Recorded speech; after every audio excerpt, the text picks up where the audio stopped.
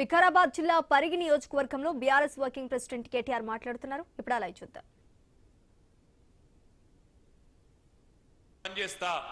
లేదా పక్కకు కూర్చోండి అంటే పక్కకు కూర్చుంటా, నాకేమీ బాధ లేదు అని చెప్పిండు. కానీ ఇవాళ తెలంగాణలో ఏం పరిస్థితి ఉన్నదో ఒక్కసారి మీరు ఆలోచన చేయండి. ఆ రోజు కాంగ్రెస్ పార్టీ అధ్యక్షులుగా ఇవాళటి ముఖ్యమంత్రి రేవంత్ రెడ్డి గారు ఎన్ని మాటలు చెప్పిండో మీ అందరికి యాదికుండే ఉండాల. ముఖ్యంగా పరిగి అంటేనే ఇది రైతు బిడ్డలు ఉండే ఒక వ్యవసాయ ఆధారిత నియోజకవర్గం. మరి అట్లాంటి పరిగిలో రైతు బిడ్డలకు రైతులకు ఎన్ని మాటలు ఇచ్చినారో ఒక్కసారి మీరు గుర్తు తెచ్చుకోండి. ఇంతకుముందే మహేష్ రెడ్డి అన్న చెప్పినట్టు వెంటనే పోండి 2 లక్షలు బ్యాంకు దగ్గర. ఇదివరకు కేసీఆర్ ₹1,00,000 రుణం మాఫీ చేసినా మీరు వెంటనే బ్యాంకుకు పోయి పరిగెత్తుకుంటూ పోయి ఉరుక్కుంటూ పోయి 2 లక్షలు తెచ్చుకోండి. నేను వస్తూనే ఉన్నా డిసెంబర్ 9 నాడు మొదటి సంతకం పెడతా, రుణం మాఫీ చేస్తా అన్నాడు.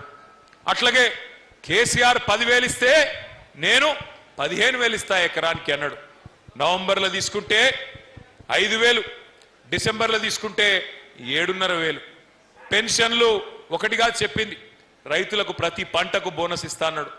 కందులకు బోనస్, వడ్లకు బోనస్, పత్తికి బోనస్, 500 రూపాయల చొప్పున ప్రతి పంటకు బోనస్.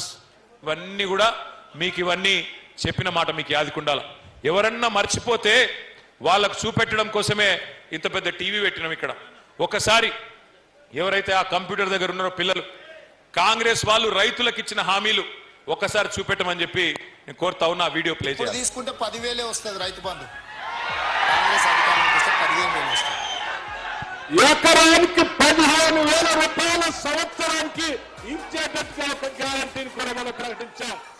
రైతు భరోసా, ఇందులో రైతులకు, కౌలు రైతులకు సంవత్సరానికి ఎకరాకు 15,000 రూపాయలు ఇచ్చే విధంగా, అదేవిధంగా నిరుపేదలైన కూలీలకు సంవత్సరానికి 12,000 రూపాయలు ఇచ్చే విధంగా రైతు భరోసా కార్యక్రమాన్ని 2వ గ్యారంటీ కింద ప్రకటించడం జరిగింది.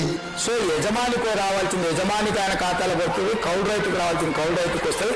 భూమి లేని వాళ్ళు ఉపాధి హామీ కూలిపోయేట వాళ్ళకు కూడా ఇందులో మేము మద్దతు పెట్టినాము అని ఇప్పుడు అందరికి ఇస్తాం. అది ఆల్మోస్ట్ అందుకే అదే డబుల్ అవుతుంది.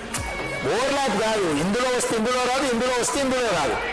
కేసీఆర్ అంటున్నాడు కాంగ్రెస్ వస్తే రైతు బంధు బంద్ అవుతుందని. ఎందుకు బంద్ అవుతుంది? మేమేమన్నా దివానగలమా? మాకేమన్నా దమాక్ లేదా? ఇప్పుడు తీసుకుంటే 10,000 వస్తుంది రైతు బంధు.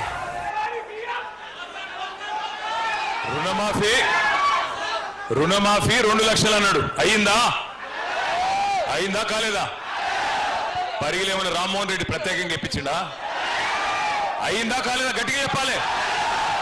చారానా కోడికి బారానా మసాలా అన్నట్టు చేసింది చారానా, చెప్పుకున్నది రూపాయి. కథలు ఎట్లా చెప్పింది ఆ రోజు ఇప్పుడే మీరు విన్నారు. రైతులకు ఇస్తాం, భూ యజమానులకు ఇస్తాం, కౌలు రైతులకు కూడా ఇస్తాం రైతు బంధు అని ఇచ్చిండా?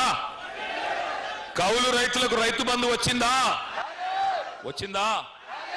గట్టిగా చెప్పాలా, వచ్చిందా రాలేదా?